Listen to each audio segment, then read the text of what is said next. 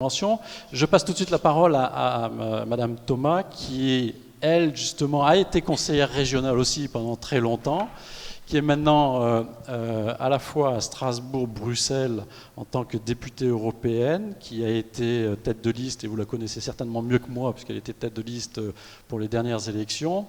De votre point de vue, c'est-à-dire quand vous êtes à Bruxelles, quand vous croisez vos collègues, et que vous parlez de la transition énergétique et de la loi française, quelle est l'impression que vous avez et comment vous pouvez expliquer éventuellement le rôle de la France dans cette évolution et dans cette transition énergétique ? Bonjour et merci de votre invitation. Je me garderai bien de parler du rôle de la France, puisque je suis effectivement députée européenne et que ma mission, c'est à la fois de représenter les électeurs de la grande circonscription Ouest et les intérêts de l'Union dans son ensemble, et pas les intérêts de la France, je m'excuse de le dire, je le dis comme je le pense. Donc, d'abord, merci de votre invitation, ça me permet de revoir des personnalités avec qui j'ai travaillé quand j'étais à la place de Dominique Ramard entre 2004 et 2010 à la région Bretagne en charge de l'énergie, ça me fait très plaisir de les retrouver. Et comment ? Oui, c'est une transition. Oui, en tout cas d'énergie, c'est sûr. Je crois que d'abord, la première chose que j'ai envie de dire, c'est qu'il n'y a plus une minute à perdre, pas seulement sur le volet énergétique, mais de manière générale pour l'Union européenne et pour ses citoyens. Nous sommes dans une situation de crise qui doit être intégrée à la réflexion sur la transition énergétique. D'abord, une situation de crise sociale extrême, puisque depuis la crise de 2008, il y a 7 millions de chômeurs en plus. Il y a 25 millions de chômeurs en Europe et 7 millions de plus depuis la crise de 2008. Il y a 25% des jeunes de moins de 25 ans qui sont au chômage. Et il y a dans certains pays un enfant sur 3 qui est en situation en dessous du seuil de pauvreté. Il faut avoir ces éléments contextuels-là, également les éléments de contexte économique, puisque nous sommes, si ce n'est en récession, en tout cas en stagnation forte et en limite de situation déflationniste. Et donc on voit bien, y compris que tous les jours, des PME ferment et la base industrielle de l'Union, la base y compris de savoir, de connaissances, et ce n'est pas les annonces d'aujourd'hui qui vont malheureusement me contredire, est en train de se réduire à peau de chagrin. Et bien sûr, l'urgence énergétique, puisque aujourd'hui, nous ne sommes pas en situation de dire qu'en 2020, les objectifs que nous nous étions fixés au niveau de l'Union européenne seront atteints. Et bien sûr, tout ce qui a comme toutes les conséquences avec lesquelles qui en découlent, à savoir la question carbone et la question, y compris d'une certaine précarité, fragilité énergétique en général. Donc, quand on parle à un député européen aujourd'hui, alors pas tous les députés européens, mais une bonne partie des députés européens, ça fait effectivement partie de ses priorités, à tel point que nous sommes aujourd'hui en train de travailler, je donne aussi le contexte politique du Parlement européen, là aussi je me garderai bien de parler pour les autres institutions européennes, ni pour la Commission, ni pour le Conseil. Voilà, il y a quelqu'un pour le faire. Moi je me situe au niveau où je me trouve, à savoir du Parlement. Et la préoccupation principale du Parlement, c'est aujourd'hui la question d'un plan de relance par l'investissement qui, pour en tout cas mon groupe politique et pour d'autres groupes politiques, tourne autour de la transition énergétique. Vous savez que les élections ont eu lieu le 25 mai dernier, qu'une nouvelle majorité, plus exactement un nouvel hémicycle a été élu, qui n'a pas de majorité, mais ça c'est la règle dans une situation d'élection à la proportionnelle, je dirais, au niveau du Parlement européen. Il n'y a aucun parti, aucun groupe qui ne détienne la majorité à lui seul. Et donc toute décision doit se faire en situation de coalition, de compromis avec d'autres groupes politiques. Qu'une nouvelle commission a été élue, que si une partie substantielle du groupe des socialistes et démocrates a finalement désigné Jean-Claude Juncker, qui est lui PPE, donc de la droite traditionnelle, c'est justement parce qu'il s'est engagé sur un plan d'investissement qui comprenait, un plan d'investissement pour l'Union européenne, qui ne soit pas business as usual, c'est-à-dire qui rompe avec la période antérieure et qui, en tout cas c'était dans ses engagements du mois de juillet, au moment du vote, doit contenir des éléments importants en matière de transition énergétique. Et à ce jour, nous n'avons pas d'éléments de la Commission, qui travaille sûrement à ce plan de manière assidue, et nous avons, nous, décidé, en tout cas le groupe des socialistes et démocrates, nous avons décidé, ainsi que les Verts d'ailleurs, ont décidé de se mettre au travail sur leur plan d'investissement, parce que je crois que Dominique a raison de le dire, on peut avoir toutes les bonnes volontés que l'on veut, que l'on proclame dans les amphis ou dans les hémicycles ou à la télévision, s'il n'y a pas les moyens derrière, eh bien, il n'y a pas d'efficacité de la politique. Je ne dis pas que les moyens suffisent, mais il faut des moyens, et en l'espèce, il faut beaucoup de moyens. C'est d'ailleurs pour ça que je suis devenue titulaire de la commission des budgets, parce que je me suis dit qu'il fallait que cette question des moyens soit en priorité. Et donc, nous travaillons à un plan d'investissement d'ici 2020, qui a décidé, enfin nous avons décidé, en tout cas dans notre groupe, de prioriser 3 grands axes. Premier axe, la transition énergétique, mais de manière générale, je dirais un nouveau modèle de développement. Je l'appellerais presque ça une transition écologique. Deuxième axe, le capital humain. Et troisième axe, le numérique. Ce sont nos grandes priorités d'investissement.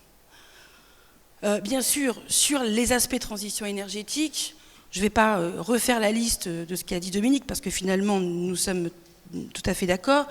Il y a l'efficacité énergétique, et notamment celle des bâtiments, et la diminution des consommations. Il y a la question des transports publics, qui nous semble un point primordial dans cette transition énergétique. Il y a les énergies renouvelables, ça va de soi, et puis il y a aussi plein d'autres choses, comme la question de l'interconnexion électrique, là, grand projet pan-européen, si je puis dire, et d'autres projets qui peuvent être pan-européens, c'est-à-dire que nous pensons qu'à l'échelle de l'économie mondialisée, il est nécessaire aujourd'hui de réfléchir à des projets, voire à des rapprochements entre des entreprises qui soit continuent à travailler de manière nationale, y compris dans le pire cas de figure, comme le fameux scandale LuxLeaks, c'est-à-dire en essayant de nationaliser leur impôt là où il coûte le moins cher. Ça fait partie des sujets aussi, des sujets financiers et d'investissement, parce que ça a des conséquences graves sur les capacités d'investissement public.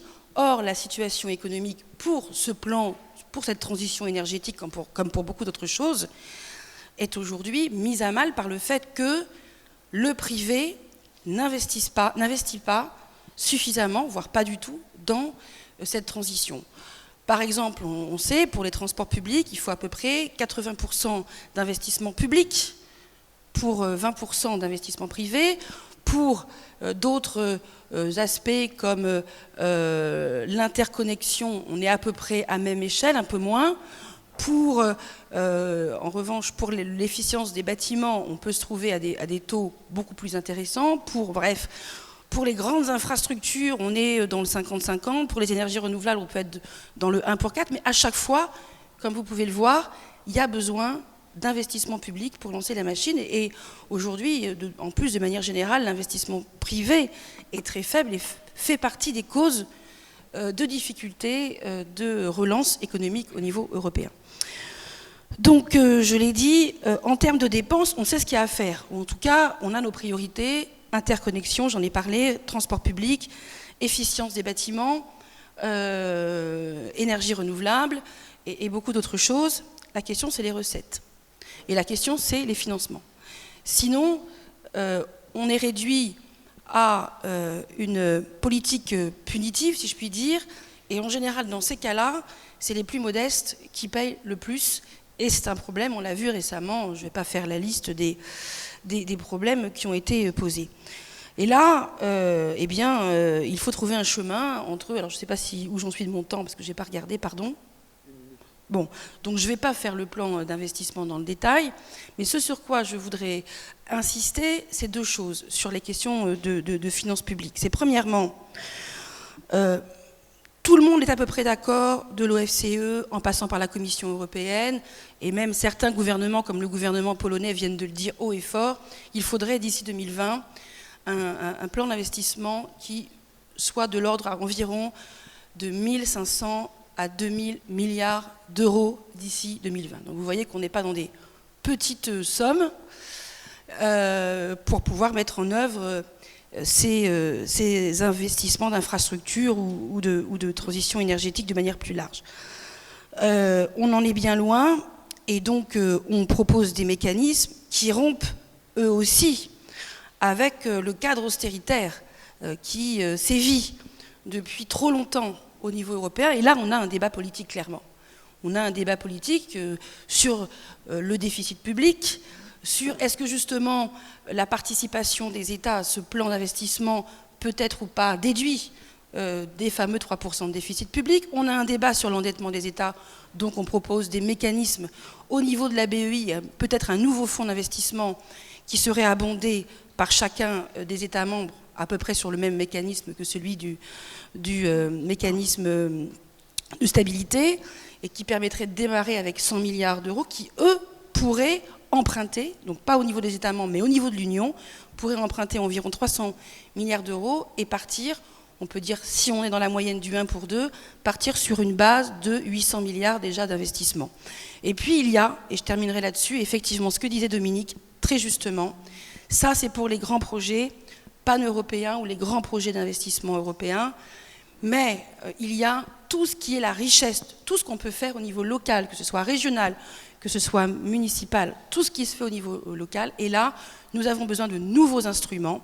Le FEDER, cher Dominique, ne suffira pas, il faut se le dire. Et donc, nous travaillons sur de nouveaux instruments financiers qui pourraient être une sorte de relais de toutes les banques publiques d'investissement au niveau européen de type Caisse des dépôts, mais qui existent finalement dans les Länder, qui existent en Italie, qui existent dans tous les pays européens, et qui pourraient être plus proches, eux, des collectivités territoriales et des projets locaux, et qui pourraient, eux aussi, participer à ce plan d'investissement pour la transition énergétique. En tout cas, je ne sais pas si ça vous rassurera par rapport à la question que vous avez posée, mais nous sommes là-dessus depuis le mois de juillet sans discontinuer, et nous espérons bien, y compris, ça sera un bras de fer avec le Conseil, mais nous espérons bien pouvoir avancer de manière substantielle. En tout cas, si on ne fait pas ça, on aura d'énormes problèmes, et l'Union européenne dans son ensemble aura d'énormes problèmes de légitimité par rapport aux citoyens européens. Merci. Merci beaucoup, Madame Thomas. Trois choses.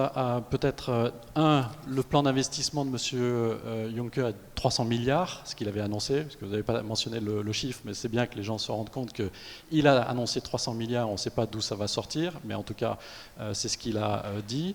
Vous avez parlé de l'intervention, de l'interconnexion 3 fois au moins dans votre intervention. Ça va faciliter la transition avec M. Didier Beny, mais c'est un des quatre grands thèmes sur lesquels l'Union européenne peut intervenir dans le domaine de l'énergie.